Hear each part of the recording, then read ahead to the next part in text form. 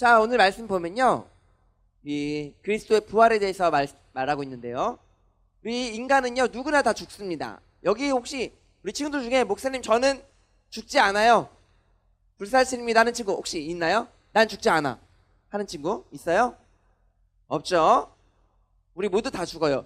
목사님도 언젠간 죽고, 여기 계신 선생님들도, 우리 중등부 친구들도 언젠가는 다 죽습니다. 어떻게 죽을지는 물론 하나님께서 이제 오는 데는 순서가 있어도 가는 데는 순서가 없어요. 그래서 우리가 모두가 죽게 되는데, 히브리서 9장 27절에 한 번 죽는 것은 사람에게 정한 것이라고 나와 있어요. 한 번 죽는 것은 사람에게 정해진 것이요. 그렇죠? 그래서 부자도 죽고, 돈 많은 사람도 죽고, 가난한 사람, 돈이 없는 사람도 죽습니다. 그렇죠? 잘생긴 사람, 외모가 출중한 사람, 외모가 어떠하든지 잘생긴 사람도 죽고 예쁜 사람도 다 죽어요. 더 빨리 죽을 수도 있어요. 그렇죠? 우리 그리고 뭐가 있을까요? 우리 공부 잘하는 사람도 죽고 공부 못하는 사람도 죽어요. 다 죽는 거예요. 심지어는 대통령도 죽고 판검사, 의사, 교사 다 죽어요. 다 죽습니다. 그렇죠? 우리 친구들 다 죽는데, 죽으면 어떻게 될까요? 죽으면 끝일까요? 죽은 다음에 이후의 삶에 대해서 우리 친구들 생각해 본 적 있어요? 죽은 다음에 어떻게 될까? 죽으면 그냥 그 죽은 대로 끝나는 걸까요? 오늘 히브리서 9장 27절 목사님이 잠깐 말씀드렸는데 한번 읽어봅시다. 9장 27절 뭐라고 말하는지, 죽은 뒤에 뭐라고 말하는지 한번 읽어볼게요. 시작. 한 번 죽는 것은 사람에게 정해진 것이요 그 후에는 심판이 있으리니. 아멘. 우리가 한 번 죽는 것은 사람에게 정해진 것이라서 우리 모두가 다 죽는데, 오늘 말씀해 보니까 그 후, 죽은 이후에 대해서 말하고 있어요. 그 후에는 뭐가 있어요? 심판. 왜 심판이 있냐면 우리 인간이 죄를 지었기 때문에 죄에 대한 심판이에요. 죽으면 끝이 아니라 죽은 이후에 무엇인가가 있다는 거예요. 그렇죠? 심판이 있는데 심판을 받으려면 다시 죽은 몸에서 부활해야 됩니다. 부활해서 심판을 받는 거예요. 오늘 부활에 대해서 얘기하고 있는데, 고린도 교회 사람들 중에 몇몇 사람들이 이 부활을 믿지 않았어요. 교회 다니는 사람들인데도 부활을 믿지 않았습니다. 왜 부활을 믿지 않았냐면 헬라 사상의 영향을 받았기 때문에 부활 없어, 부활이 없다고 이렇게 얘기했던 거예요. 그래서 오늘 사도 바울이 고린도 교회 성도들에게 왜 부활이 없다고 하느냐, 부활이 있다. 만약에 예수님께서 부활하지 않았다면, 죽은 자 가운데서 살아나신 일이 없었다면, 이 부활이라는 게 없다면 우리가 가장 불쌍한 사람들이다. 우리 19절에 그렇게 말하고 있어요. 만약에 부활이 가짜다, 그러면 우리의 믿음도 가짜고 우리의 믿음도 헛것이고 이 세상 사람들 중에 제일 불쌍한 사람이 바로 우리다. 오늘 19절 말씀에 그렇게 얘기하고 있죠. 19절 말씀에 목사님 읽어줄게요. 만일 그리스도 안에서 우리가 바라는 것이 다만 이 세상의 삶뿐이면 모든 사람 가운데, 그러니까 모든 사람, 이 세상의 72억 명의 사람들 가운데 우리가, 예수 믿는 사람들이, 교회 다니는 사람들이, 여기 우리 중등부 친구들이 가장 불쌍한 사람이다 이렇게 얘기하고 있어요.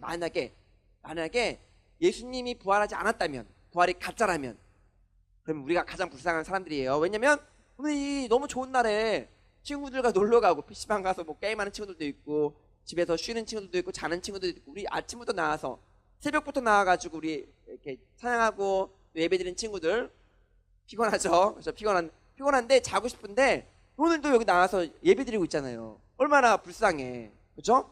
만약에 예수님이 없다면, 부활이 가짜라면, 우리의 믿음이 헛것이라면 우리가 제일 불쌍한 사람들이에요. 그렇죠? 우리가 헌금 드리는 돈으로 차라리 나 맛있는 거 사 먹고, 내가 사고 싶은 거 사고, 또 주일날 친구들이랑 놀러 가고 이러면 되는데, 오늘 우리도 나와서 또 하나님께 예배하면서 헌신하고 수고하고 봉사하고 여러 가지 귀한 사역들을 감당하고 있잖아요. 그런데 우리의 믿음이 절대 헛것이 아닙니다. 가짜가 아니에요. 그렇죠?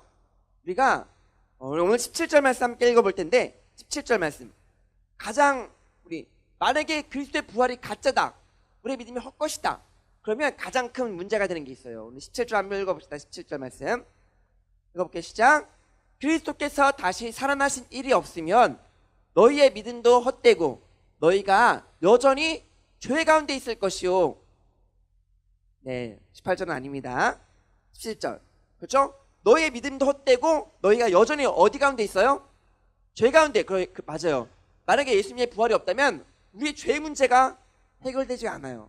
그러니까 여전히 우리가 죄 가운데 있는 것입니다. 죄 가운데 있으면 우리는 죽을 수밖에 없죠. 왜냐하면 심판이 있는데, 심판의 때 우리가 죄 문제가 해결되지 않았기 때문에 죄의 싹은 사망.